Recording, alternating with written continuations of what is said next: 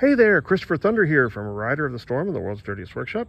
I'm here with my XR650L, and I'm here to talk about components that you may have installed on your dirt bike. So, you've gone out and you rode it, and you might have crashed it once or twice. Yeah, I crashed it. You want to make sure that anything that you've installed freshly isn't broken or causing problems. So go under there and just look around and inspect.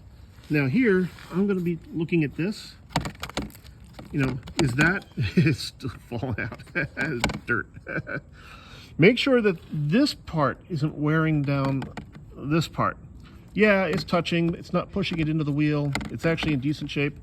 Or anything else you may have installed fresh. I like to check things like my shifter, because my shifter's custom made, that kind of thing.